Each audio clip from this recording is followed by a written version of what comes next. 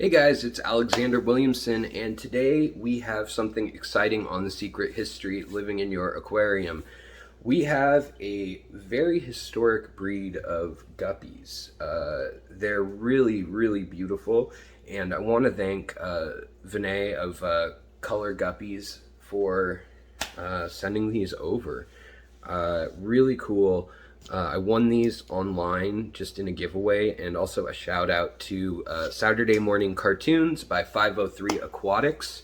Always fun to see her show on Saturday mornings. It's kind of like a giveaway / game show, fish trivia, all sorts of stuff. Very interactive, fun. So thanks to them, and of course thanks to Kenjiro Tanaka, who developed this strain in the 90s and late 2000 or early 2000s, and the Ginga rubra strain of guppies. So these are Ginga sulphureus. So let's get right to the unboxing. All right, so here we have the box. These just arrived. It's a cold and rainy day. Ooh, nice. It's a nice heavy package. It's still very warm. Let's have like the 96-hour heat pads. Yeah, still 85 degrees on there. Still, oh man, perfect in the box. Still 76 to 80. And it's all lined well. This is from Color Guppies. And apparently he's going to be building a website too that you'll be able to shop. So I'll include that info when it's up and running. But in here, oh wow, they're really pretty. So these are the yellow breed, and they'll color up way more. I mean, if you know anything about these fish, they're just incredible fish. They feel nice and warm, plenty warm for guppies. Let's see, what are we? Yeah, we're averaging 75 degrees for the water. Very nice. And they are really just a really pretty little fish. I can't tell, right? Yeah, this is a little young male. They have a small body, and the trait was actually first found. Oh wow, he actually gave me some young ones too. So these look like young females. I can't tell for sure. Yeah, they look like young females. So, but they the line has a really interesting past of really specific and heavy. Well, they were designed very intentionally. Let's just say it that way. That's an easier way to put it. But Kenjiro Tanaka is known for creating several lines of guppies. You'll probably recognize a lot of his lines if you actually Google them, look up them. Here's another nice male right here. Just I can tell they're going to be so beautiful when they color up fully. But basically, these are like the Ginga rubra, but instead of the red gene in the tail and underneath the caudal area, the start of the tail, they are going to have a yellow with a dot in the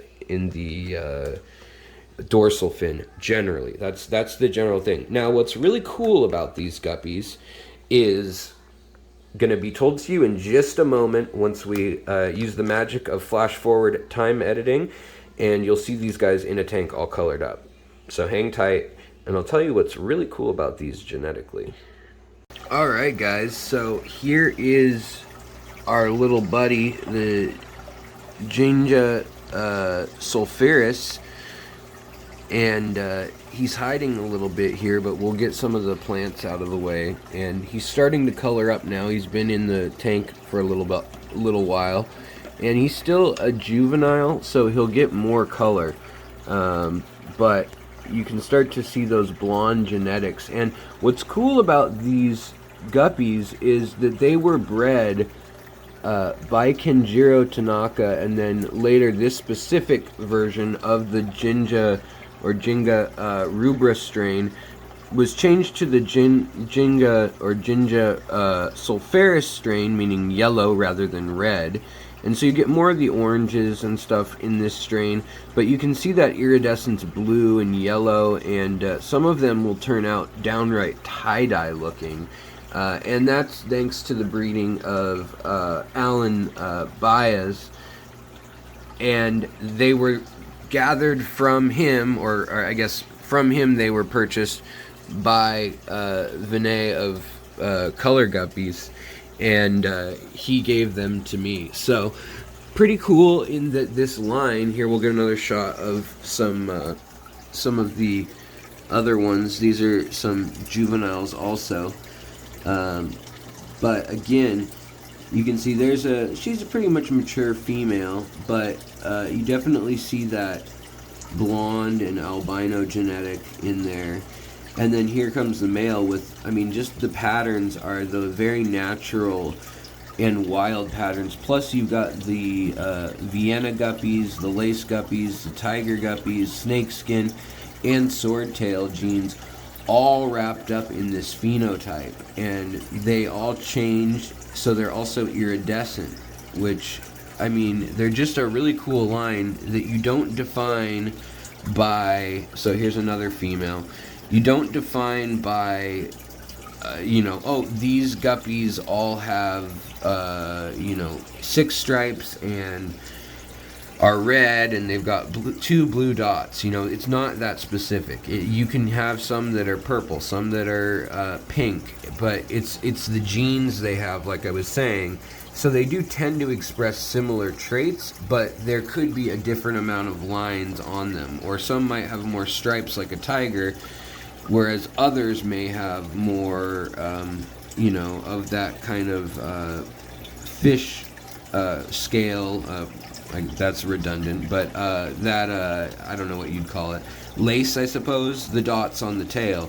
It's not quite snakeskin, so I guess, yeah, lace on the tail. And then for that matter, they could have more like snakeskin or splotches, and you can really see that when they turn and interact with the light. And they just get more and more robust and vivid as they get older. The females here both look pregnant, and even though they're very young, but it's also a very small-bodied strain, and so just a really cool fish. You can really see the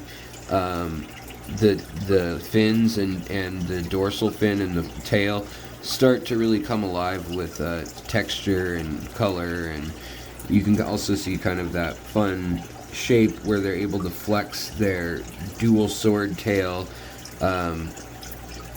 appendages, even though it's very slight sword tail. It's really not a sword tail, I guess. It's just kind of a forked normal tail, but they're able to use it like a lyre tail would be used, in that they can kind of flex it together, or they can open it up. See, there it's together, and then they can open it up if they're doing their little mating dances. So it's just kind of cool, and you can see the fins up top on the dorsal have color and pattern to them. So that yellow is really what makes it the Sulphureus, plus the underbelly and body being that blonde and mostly yellow is what makes it different from the rubras. So really cool, and I just really want to thank VENMO from Color Guppies, and Shanna from Saturday Morning Cartoons, and Degenerate Fish Keeper. So, Jason, I want to thank you guys for running the Saturday Morning Cartoons show.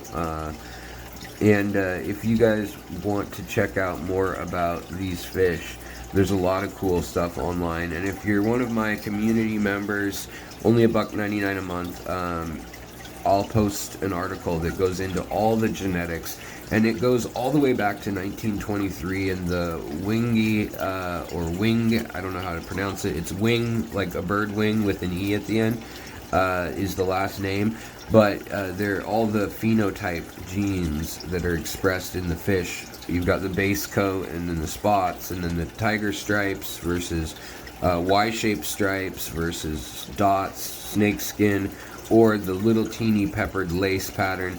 And a lot of that is actually sorted out in the material that's about this strain that's online on Alan Bai's website, swordtailguppies.com, or at Blogspot.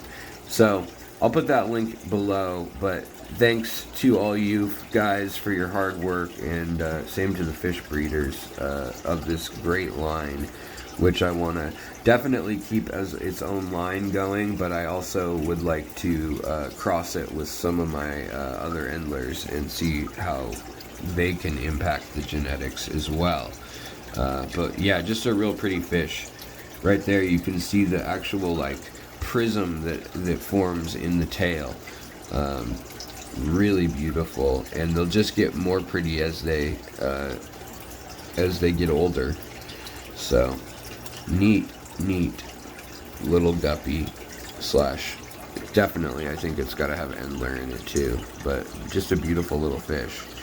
All right guys, thanks for tuning in.